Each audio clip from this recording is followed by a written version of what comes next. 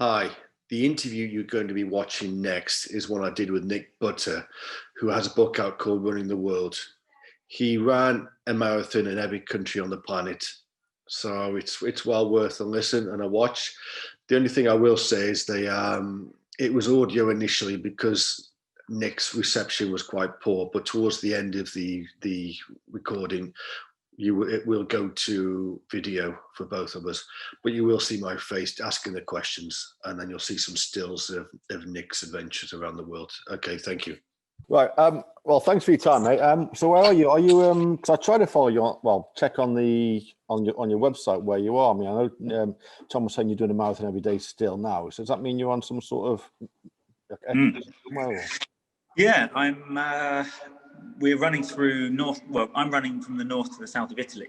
So started 66 days ago, something like that. So we're now in Rome, and then leaving Rome tomorrow, and then working our way down past Pompeii, the Amalfi Coast, and then down to Sicily for Christmas Eve. That's the plan. 100 days from when we started to Christmas. Oh, okay. Is that for prostate as well? I keep raising for them, so all of the awareness, the Just Giving page is there. I'm not actively pushing it because I feel very conscious of talking, just kind of constantly banging on about it. But yeah, I'm hoping that people will kind of read between the lines. But yeah, it's we're not that far from Christmas now, which means the end of the journey, which is good. Yeah, and also we've got to speak about the book. It's a fascinating read, and for me, it's I mean, I know in the book you do joke about it a few times when people say even North Korea. I know it's even probably the chapter title, and obviously that's probably the most obvious sort of opener, and people say what was like in North Korea. But for me, I would say, what was it like for you in places like Afghanistan or Syria? I mean, I read the book, obviously, I know what from, but I guess people would want to know more about them because obviously the war zones or what's going on there. How did you sort of? I mean, I know when you read the book, it sort of explains a few things, but your mindset when you were going just about to land in these places. I mean, I know if you were awake, that is, for not being too knackered from the run the day or two before. What was your mindset like when you're going to these sort of war zones? I know you've also got places in Africa as well.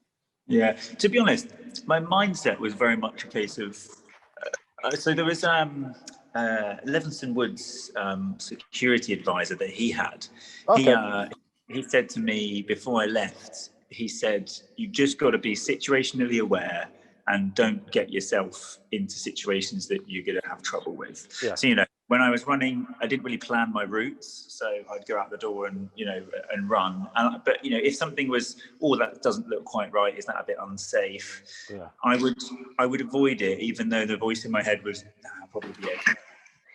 And then as I carried on, there was a sense of, it might be okay. And, there's bits in the book about trusting people when I probably shouldn't be trusting people. And so you talk about, the war zones are one thing. The other side of things are places like Bhutan, Turkmenistan, Iran, places that are actually very, very difficult to access. Places like Bhutan, you obviously need the king's permission to enter the country, the Kingdom of Bhutan. And so, all of that organization took a bit of a strain. So the short answer to your question is that it was far more stressful to make sure the trip completes than it was running the marathons in the countries. Okay. Because it's, I mean, all the paperwork, I know you obviously had a lot of help. I know you advertised for some to help on initially, then they changed into somebody else, took over somebody else. I know your mum and dad, I know you joked at the beginning of the book about, you don't mention to your dad about the flights or, about anything for a while. Has he got over that now, or is he still a bit miffed? No, I mean, he was never really truly miffed. I think it was a case of, of course, I'm going to help you, son.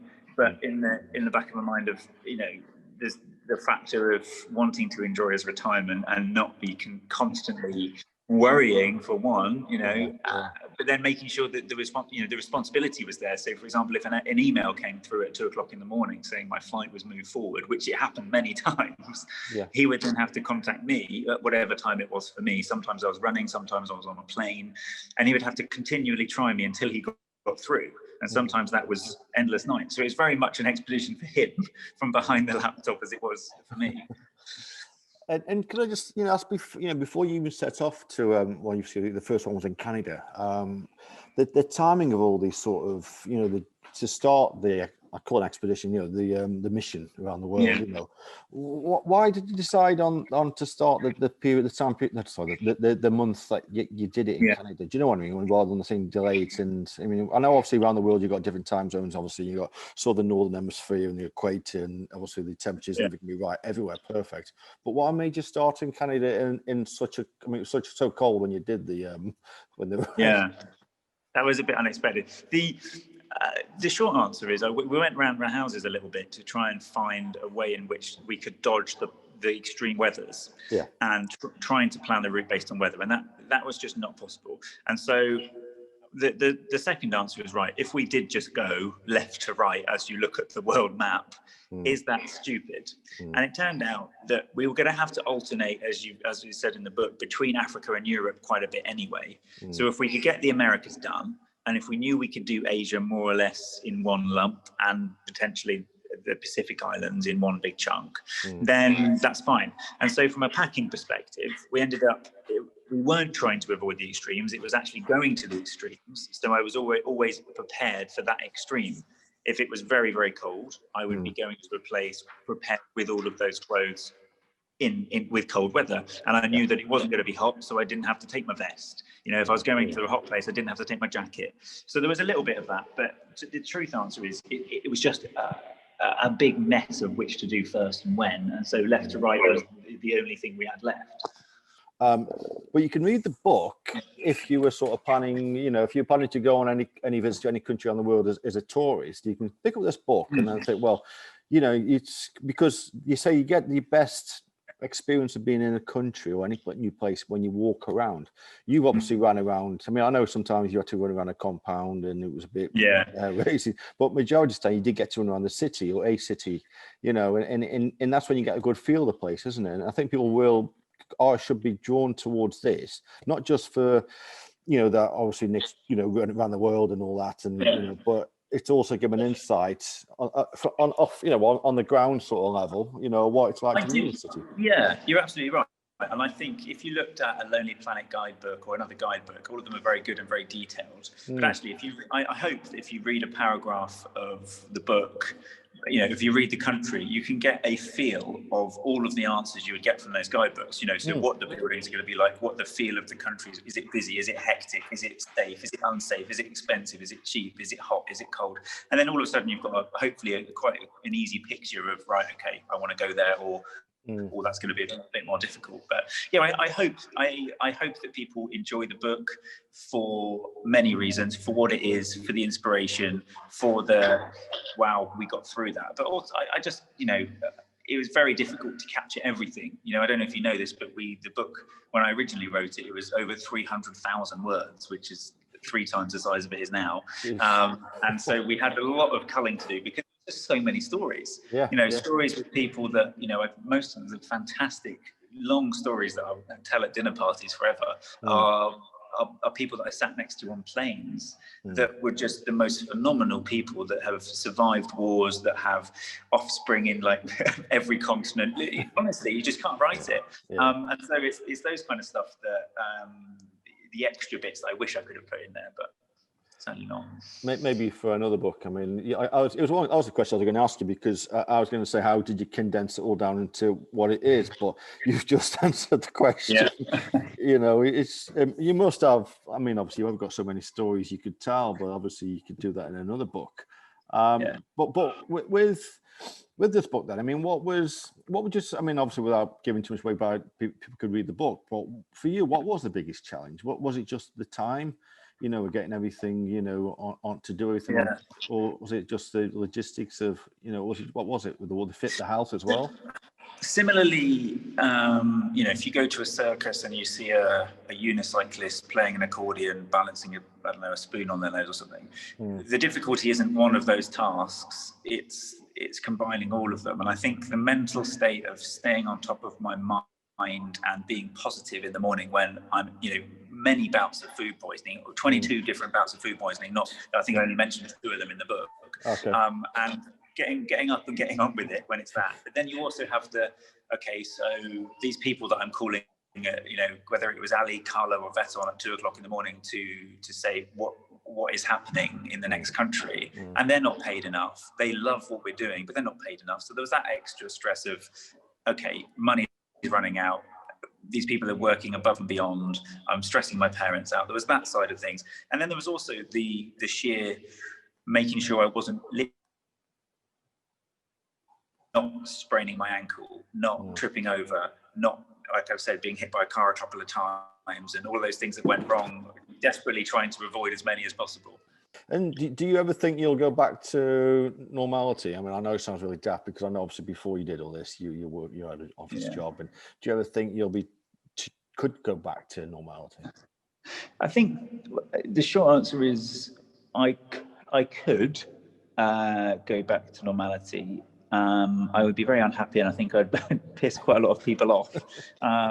But I also don't want to, and I don't feel like I'm going to need to go back. I think the middle ground of how I realistically look to the future, and I'm doing a lot of stuff in the future with some non-profits, with some NGOs, with some environmental projects, all that sort of stuff. And so I think some of that, I mean, even now, my life, 20% of the time is behind a laptop, orchestrating stuff, spreadsheets, plans, etc. And that way it's the same, but it's not the same kind of office life. It's not, sleeping under your desk exhausted to try and meet some deadlines of some fictional numbers that don't really matter. It's doing stuff that I care about immensely, and that I want to be. Ultimately, everything I'm trying to do every day is so when I get grey and old, and when I've got my grandkids around me, if I'm lucky to get that age, I want to be able to go, this is what I've done. And so that's why I don't want to go to behind a desk. That's my answer ultimately. I don't blame you. Have you, I mean, is your ultimate goal to say run in Antarctica? Antarctica was actually on the list when we were planning the trip, and then it just got to a point where I didn't need to go there because it wasn't a country, but I thought, well, it would be nice to do it as a tick. And then I thought, no, I'm going to do a proper trip there at some point in the future. I mean, the next 3 or 4 years are pretty heavily planned, with lots of very fun expeditions and world records and firsts and bits and pieces. But certainly, I would say within 10 years, I reckon I would have done something substantial in Antarctica. There's also the side of me that if I am going to do that, it has to be in line with the environmental side, because it's something that I didn't know much about it before I left for the trip, and now I've learned a lot and feel like I need to do a bit more. So if I do that, then it's going to be along those lines, I think. I did wonder, because I know, like you say, it's not a country, but it's a continent in itself. But I know it's owned by, it's got territories by different countries. But when I checked in the book and I was looking at South America, I was thinking, is he going to go down to Antarctica? But you're going to go certain times of the year, and I guess running around in the snow -30 you've got to be well prepared for that. I think the biggest reason why it didn't make it is because of the timescales of the weather. Because even if we could afford the tens of thousands of pounds that it would cost for me to go and jog around the bit of ice for a while, if the temperature had changed, it could have potentially thrown a hell of a lot of things off. And so even if we did it at the very end, it wouldn't have been quite right. And I want to kind of do it properly. So I'll speak to you in the future when I've done that again, and we can talk about it. No, I'll be desperate for that one. I really am. It's one place I will go to one day, and I will. You've obviously, for me then, when I read the book, I to this year I've been a few places before lockdown. I was in the Maldives in March, and I was in Qatar, and I know these 2 places you went to, and I've been to Ecuador. I know you ran around the equator sort of center. I've been there myself, and I'm very, very fortunate. I've been around the world and seen lots of places, but it just takes me back to where in these places you've been to, and where you've run, and where I've been to. But the one in Mali, that made me laugh because obviously Mali and Maldives is very condensed, isn't it? And you know, you can only stop very condensed. Concrete. Yeah, exactly.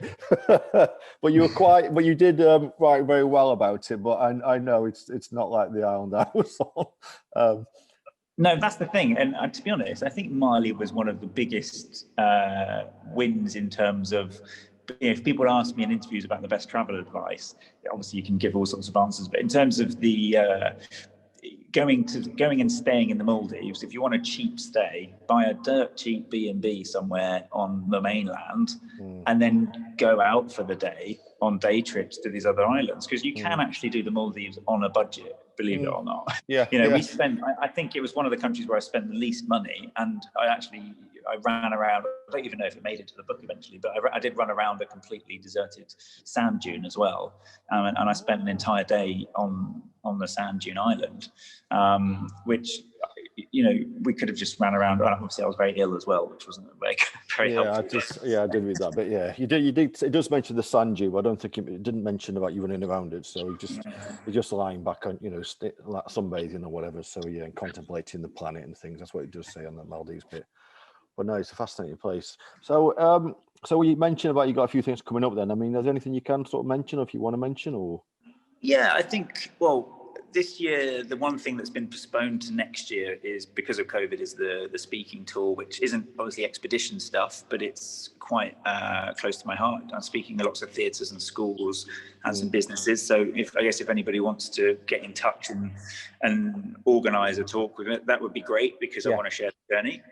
The other side of things is we've got something big in 2023, which is all kind of top secret at the moment, but it's big mileage. But next year, we have lots of fun stuff. I'm potentially hoping to collect about six different records. Number one is, it's going to be a fun year. It's slightly smaller, but lots of smaller things kind of adding up to a good time. So we're going to circumnavigate Iceland, and that's going to be right on the very edges of the country, which is going to be a lot of fun. So running around Iceland, circumnavigate Bali, once I've gone from that, I'm going to go slightly warmer place to Bali, and frankly Bali is a bit of a time to have some fun. We're going to have 2 weeks there, and only it's going to take about 4 days to run around it quite quickly, but that's going to be a nice tick in the box. And then Malawi, Central Africa, run north to south of Malawi. That's very planned. In August of this year, I had flights booked actually, but they were cancelled because of COVID. So that's ready to go. And then the last one is New Zealand. We're going to run north to south of New Zealand, and again, it's all stuff that I can't talk about properly is because it's not finalised, is the environmental side that we're doing. We're working with some carbon credits organisations and non-profits to work on a way in which we can do more with our running footprint in terms of our carbon footprint. So there's quite a lot of exciting stuff going on, but it's all going to be around environmentalism, education to myself and to people that follow me, and to ultimately have a good time, run these places that I want to see a bit more of.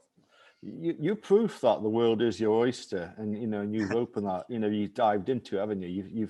You have that sort of epiphany, or you meet someone. I know you did meet when you were doing a race, and obviously with the prostate, and that's how they give you the sort of the kick up the arse to do what you did.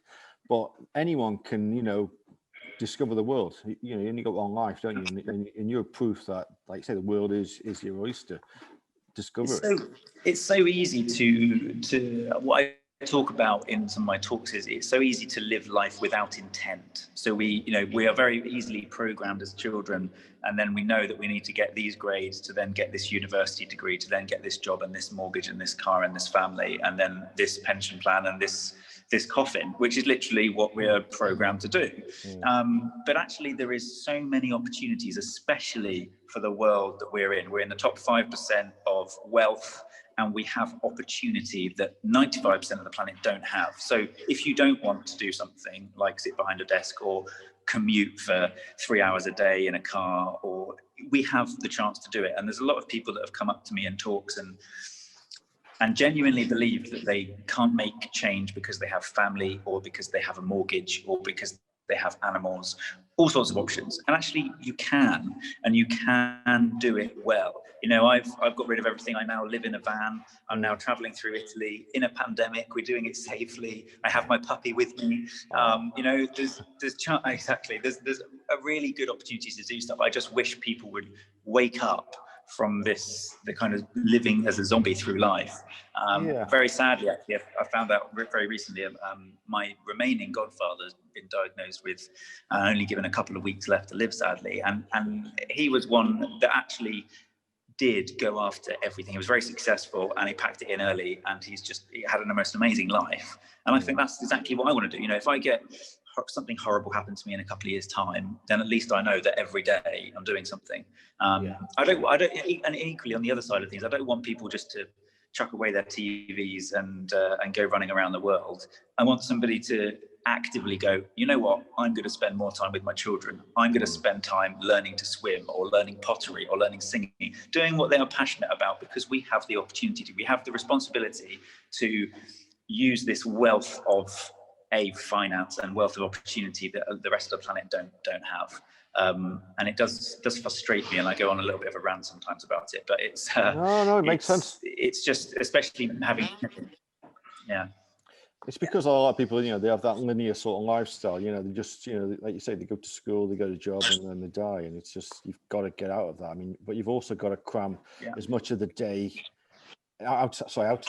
cram as much of the day out of the day that before you go to sleep. I think you mentioned in the book as well, you got some sort of wording you said about, you know, you go to bed knowing that you've got as much as you can out of the day each day.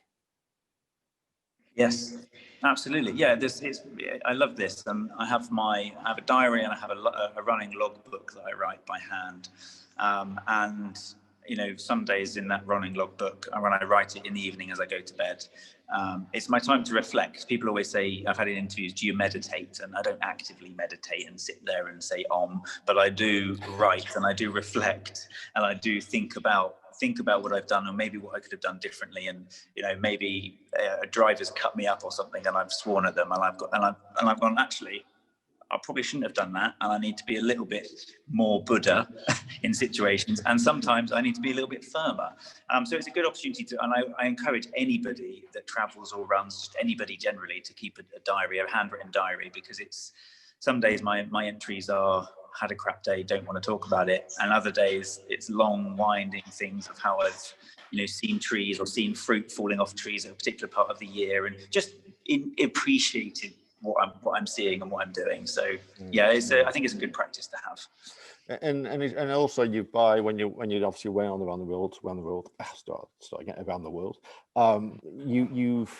It's like you discovered yourself. Is that probably the right word to use, or you rediscovered yourself? Because I think I evolved a bit. I think I started to learn more about myself without realizing I was learning about myself. You know, you can go on lots of self-help things and actively try and push yourself in a direction, but there was many opportunities that I was having conversations with people, or, you know, for example, going back to London to pick up a passport and actively chatting to a very tattooed guy next to me, and who I would have personally found quite intimidating, but because I'd done this trip, I just saw another human being, and I was that weirdo that just had to say hello to a random person on the train, and we got chatting. And actually, that's what I love about that. And there's other sides of it which I've learned that I don't like. You know, during the trip, I've learned that I'm very selfish in the sense that I put a lot of people in, you know, through grief doing it, and I also, maybe I should give back more, because I've had such a privileged upbringing. And my dad, and I think every parent says this to their children, but you don't know how lucky you are, is a phrase that went round and round in my head many times when I was on my plane and going from one place to another, and we truly don't. I learn a lot about myself in ways I can't articulate, and I couldn't articulate for the book, and in ways I don't think I'll ever be able to articulate, but they're internal, and it's almost like a general peace, I suppose. Yeah, I mean, well, I'm going to go another couple of questions, but I know you're going to be quite busy. Where do you think you get all this from, and all this like drive? And is it from when you were younger? I mean, obviously, your parents obviously be a good sort of, you know, you obviously get it from them, possibly, or was it just something you sort of school? Or I think The honest answer, and a lot of family here ask me this, like, where have you got this from? My parents didn't run around the world, but my parents did go around the world on their honeymoon. And whenever there was a news thing on the telly as kids, they would always go, oh yeah, we've been there. Remember when we were there? And I think that certainly sparked something in me. So, that lasts, and it's almost like now I can, I've kind of got one up on my mum now, and she can't say that to me anymore. But no, I think there's the other side of it. I was quite heavily dyslexic. I struggled to read and write until I was actually quite late into my childhood. I wasn't particularly academic, but it turned out that I ended up doing quite well in it. And I think I was the child that worked the hardest and attained kind of the average.